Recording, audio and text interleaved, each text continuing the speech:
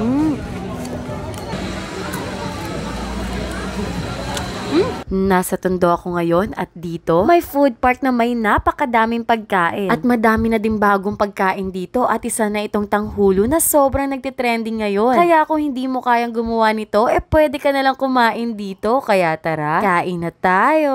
Dito yan sa Ugbo, Tondo. At ito ang pinaka nauna nagtitinda ng tanghulo dito sa Ugbo. Tapos nagtitinda din sila ng non-alcoholic butterbeer. At bukod sa strawberry at grapes tanghulo, may apple din sila na isang buo. Yung paggawa nito, kung titignan natin, napakasimple lang. May water at sugar. Tapos, hinahalo lang ito hanggang mag-boil. At pag na-boil na, dun lang nila lalagay sa nakatuhog na strawberry, grapes, or mix ng strawberry and grapes. At para tumigas agad, may nakabasta sila na ice water. At dun nila nilalagay muna bago iserve. 100 pesos ang isang stick nito at dito, may popping candy sila. Kaya pag gusto nyo, mag-add lang kayo ng 5 pesos.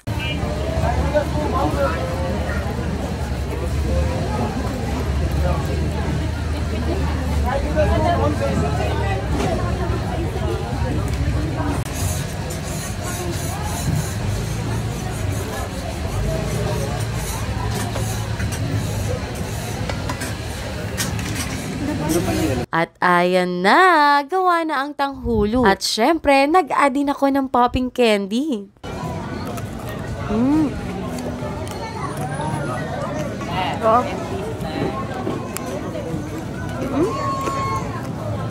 Try natin guys itong popping candy nila. Peach flavor yung kinuha ko. Yun. Nilagyan ko ng popping para pumuputok-putok yung tanghulo natin.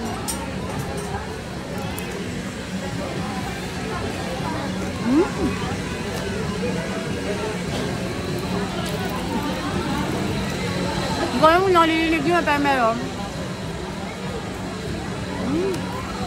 Masarap yung peach.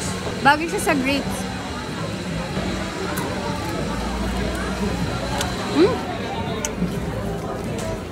Alam mo kung bakit sumasarap yung tanghulo? Kasi diba yung strawberry may pagka maasim, tangi siya. Tapos matamis yung labas. Rabagay. Dalawa? Dalawa! May dahon pa to isa eh. Feeling ko mas masarap yan kapag ano eh. Parehas? Sabay, oo.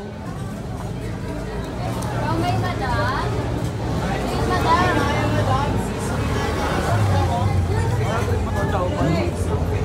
Ano? Kinain ko na pati yung dahon eh. Sarap? Sarap ba sabay? Sarap naman ko. Nahalo yung flavors.